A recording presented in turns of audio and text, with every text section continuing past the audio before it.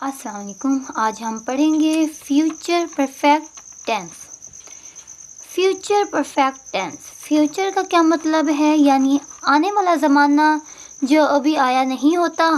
ज़्यादातर हम इमेजिन करते हैं कि आगे आने वाले ज़माने में ये होगा, अगर हमने ये कर दिया तो वो हो जाएगा।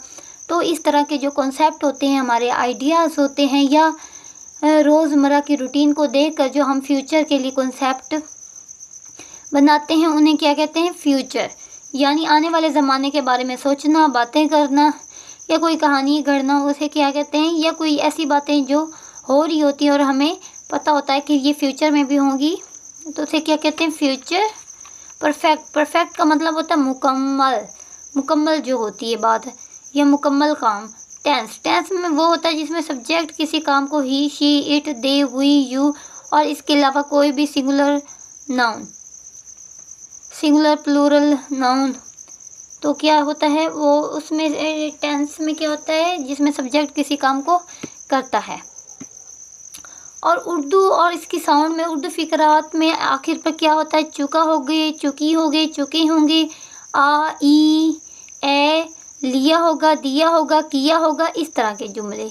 यानी चुका होगी, चुके होंगे, चुकी होंगी, मुकम्मल फ़िक्रे, आ, ई, लिया होगा, दिया होगा, किया होगा, इस तरह के जुमले यानी परफेक्ट। और साथ गा किसे बता रहा है? गा फ्यूचर को बता रहा है। इसके अलावा हमने आगे 3 video lecture future perfect tense पर बनाने हैं और ये पार्ट 1 है। अगर आप लोगों ने ये देख लिया है तो आप लोगों को वो 3 भी ज़रूर देखने चाहिए, तभी आप लोगों को फ्यूचर परफेक्ट टेंस का कॉन्सेप्ट प्रॉपर क्लियर होगा। आगे क्या है? अफर्मेटिव। अफर्मेटिव में क्या होता है? अफर्मेटिव में सबसे पहले सब्जेक्ट आ जाता है। अफर्मेटिव सेंटेंस, सबसे पहले क्या हम पढ़ते हैं? अफर्मेटिव सेंटेंस, मस्बत जुमले। सबसे पहले सब्जेक्ट आता है। सब्जेक्ट में क्या होता है? ही हो गया, शी हो गया, इट हो गए, दे हो गया, वी हो गया, यू हो गया और कोई भी नाउन। आगे क्या आएगा? विल आएगा। विल सबके साथ ही आना है। विल अलामत है फ्यूचर की, विल अलामत है फ्यूचर की और ये विल सबके साथ आना है। शैल भी होता है और वी के साथ शैल होता है, मगर एडवांस इंग्लिश में हमने शैल का यूज़ करना ही नहीं है, तो हमने सिर्फ विल का यूज़ करना है। सब्जेक्ट ही, शी, इट, दे हो गया। आगे क्या है? विल हो गया, हेल्पिंग वर्ब, क्योंकि बात फ्यूचर की हो रही है। ऊपर देखें तो बात फ्यूचर की हो रही है, यहाँ पे फ्यूचर की बात हो, विल तो हमने लाजिमी लगाना है। ये इसकी अपनी हेल्पिंग वर्ब है विल, तो शैल का यूज़ होना ही नहीं, शैल को काट देते हैं क्योंकि शैल का हमने यूज़ करना है। जो विल है ये फ्यूचर की अपनी हेल्पिंग वर्ब है। विल का यूज़ तो हमने सबके साथ करना है। अगर फ्यूचर इंडेफिनिट की बात हो, फ्यूचर कंटिन्यूस की बात हो, फ्यूचर परफेक्ट की बात हो, तो सब में हमने विल तो लगाना ही लगाना, क्योंकि ये फ्यूचर की अपनी हेल्पिंग वर्ब है। सही हो गया। आगे बात हो रही है परफेक्ट की। किसकी बात हो रही है? परफेक्ट की।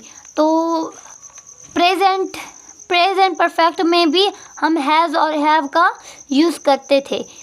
प्लूरल के साथ हैव और सिंगुलर के साथ हैज़ का। आई के साथ हम परफेक्ट का क्या है? मतलब हैज़ और हैव दो का यूज़ होता है, दो हेल्पिंग वर्ब का। यहाँ भी परफेक्ट है। फ्यूचर के लिए हमने विल हेल्पिंग वर्ब ले ली। अब बात आती है परफेक्ट के लिए, तो उसके लिए हमने हैव यूज़ कर लिया। जितने भी हैं सबके साथ हमने हैव का ही यूज़ करना, हमने हैज़ का यूज़ करना ही नहीं, हैव का। और परफेक्ट अगर ये पास्ट का परफेक्ट होता है, यहाँ पर हमने हैड यूज़ करना था, हैड। तो यहाँ पर हमने क्या यूज़ किया? हैव यूज़ किया। हैव हमने कहाँ से लिया? हमने प्रेजेंट इंडेफिनिट नहीं, प्रेजेंट परफेक्ट से हमने हैव लिया, तो यहाँ पर क्या यूज़ होगा? हैव यूज़ होगा। हैव वर्ब की थर्ड फॉर्म और आईएनजी, वर्ब की थर्ड फॉर्म और ऑब्जेक्ट में होता है जो काम के अलावा बाकी इंग्रेडिएंट्स होते हैं, उन्हें हम ऑब्जेक्ट कहते हैं। जैसे मैं स्कूल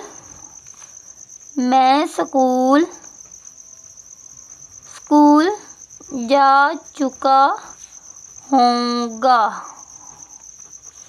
इसका क्या होगा? I will have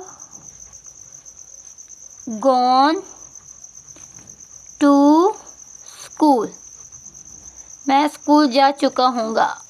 आगे क्या है? Negative sentence. नेगेटिव सेंटेंस का मतलब होता है नॉट की बात। नेगेटिव सेंटेंस का क्या मतलब होता है? नॉट की बात। सब्जेक्ट में he, she, it, they. Helping verb, well जो है हेल्पिंग वर्ब, ये फ्यूचर की अपनी हेल्पिंग वर्ब है, तो ये साथ रहेगी। आगे क्या आएगा? जहाँ भी मैंने पहले भी ये बता चुकी, जहाँ भी दो हेल्पिंग वर्ब हो तो दो के दरमियान में नॉट लगाते। पहली हेल्पिंग वर्ब जो मेन हेल्पिंग वर्ब कहलाती है, जैसे यहाँ पर मेन हेल्पिंग वर्ब कौन है? विल है, ये सबसे पहले लिखी जाती है, फिर नॉट, फिर जो दूसरी हेल्पिंग वर्ब होती है वो है हैव है यहाँ पर, तो वो जो नॉट है उसके बाद लिखी जाएगी, और जो है वर्ब की थर्ड फॉर्म वो एंड पर है, और उससे आगे क्या है? ऑब्जेक्ट है। तो क्या हमने विल जो मतलब फ्यूचर की अपनी हेल्पिंग वर्ब है वो, और हैव जो कि परफेक्ट की अपनी हेल्पिंग वर्ब है, इनके दरमियान नॉट आ जाएगा। यानी मैं स्कूल नहीं जाऊंगा, जाऊंगा नहीं, मैं स्कूल गया हूँगा, या कोई भी इस तरह। क्या मैं स्कूल जा चुका हूँगा, मैं स्कूल जा चुका हूँगा। I will not, मैं स्कूल जा चुका हूँ। I will not have gone to school। मैं स्कूल नहीं जा चुका हूँगा। अगला सेंटेंस में क्या होता है? इंट्रोगेटिव सेंटेंस, जिसमें से कोई सवाल पूछा जाता है। कोई ऐसा सवाल पूछा जाए जिसका जवाब हाँ या ना में दे सकते हैं, तो वहाँ पर हमने विल बाहर निकाल लेना है, हेल्पिंग वर्ब को बाहर निकाल लेना है क्वेश्चन बनाते हुए। और जो क्वेश्चन हमने करना होता है ना, यहाँ पर वो तो मौजूद ही नहीं, वो दूसरे इंट्रोगेटिव में होते हैं जहाँ हम हाँ या ना में आंसर नहीं कर सकते, तो वहाँ हमने क्या लगाते हैं? इंट्रोगेटिव। विल हम बाहर निकालेंगे, क्योंकि विल और सब्जेक्ट ही अपनी ज़्यादातर जगह एक्सचेंज करता, बाकी कोई भी अपनी जगह एक्सचेंज नहीं करता। विल बाहर आ जाएगा, मतलब विल और सब्जेक्ट नहीं अपनी जगह चेंज करता, बल्कि मेन हेल्पिंग वर्ब और सब्जेक्ट। हर इंट्रोगेटिव में मेन हेल्पिंग वर्ब और सब्जेक्ट जो है ना, ये अपनी जो एक्सचेंज करते हैं। हैव जो होती है वर्ब की थर्ड फॉर्म, और मोबाइल वर्ब